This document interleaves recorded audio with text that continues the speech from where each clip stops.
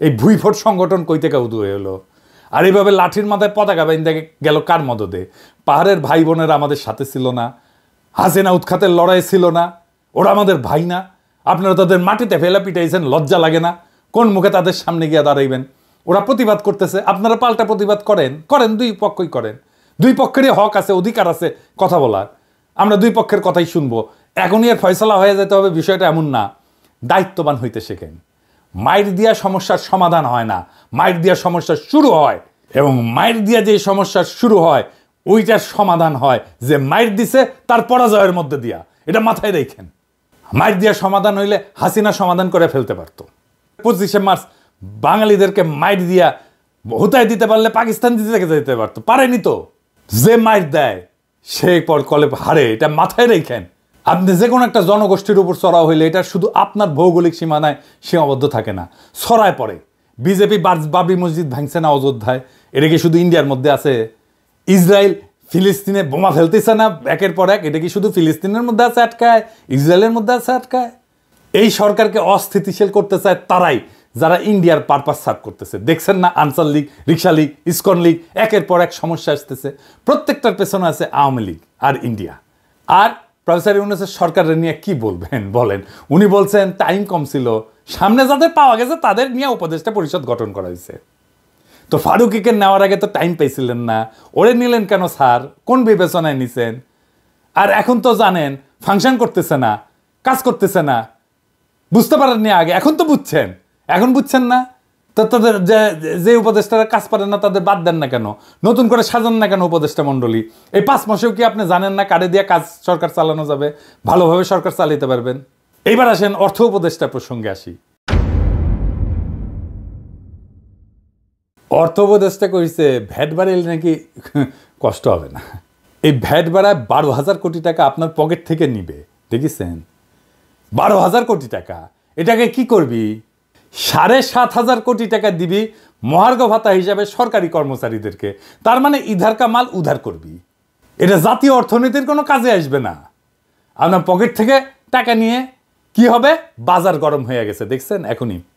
তো এই কামটা করতেছে কার পরামর্শে?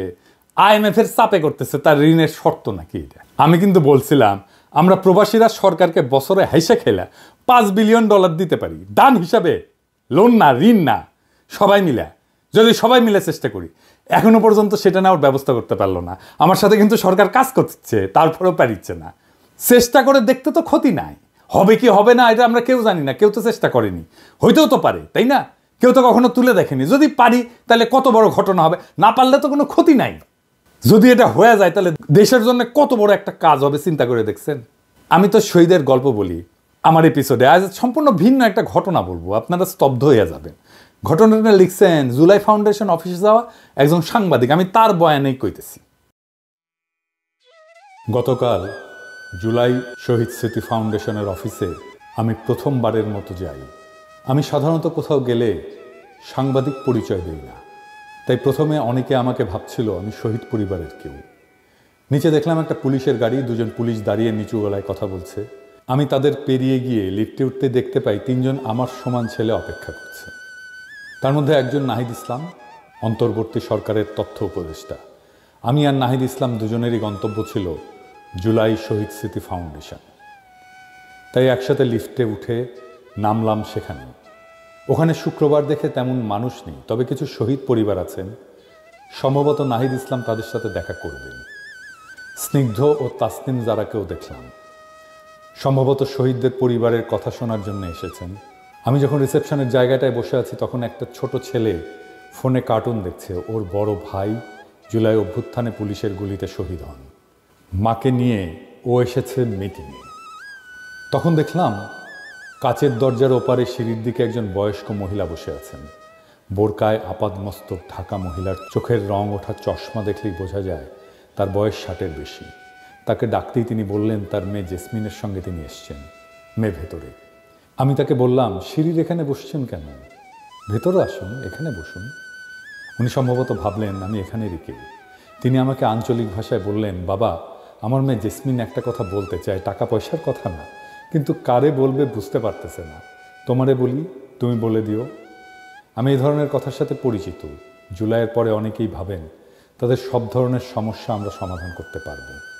তাদের বাসা ভাড়া দেয় না ভাড়াটিয়া, এই কথাও তারা উপদেষ্টাদের বলতে চান। আমি আশ্বস্ত করে বললাম, বলুন, আমাকে সমস্যা নেই। তিনি আমাকে শোনালেন জেসমিনের ছেলে অর্থাৎ তার নাতি রাসেল ইদানিং পাড়ার বিভিন্ন ছেলেপেলের সাথে ঝামেলা করছে এবং পাড়ার ছেলেরা তার কাছে এসে নালিশ করছে নাতি রাসেলের নামে। আমি যেন রাসেলকে বকা দেওয়ার জন্য উপদেষ্টা নাহিদ ইসলামকে বলি। রাসেলের গল্প থেকে তিনি চলে গেলেন তাদের গ্রামের পুবপাড়ার চাষের জমি সংক্রান্ত ঝামেলার দিকে। সেখানেও রাসেলের এক শিক্ষক ঢাকায় এসে একটা মাদ্রাসায় পড়ান।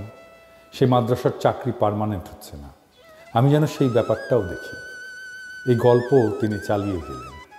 আমি হাঁ হু করছি। অনেকক্ষণ পর আমার কাজ শেষ হলো, আমি বের হব। সে সময় একজন মহিলা এসে আমাকে বললেন, আমার মা কি আপনাকে কিছু বলেছে? আমি বুঝলাম তিনি সেই যাকে একজন মহিলা জেসমিন নামে পরিচয় দিচ্ছিল।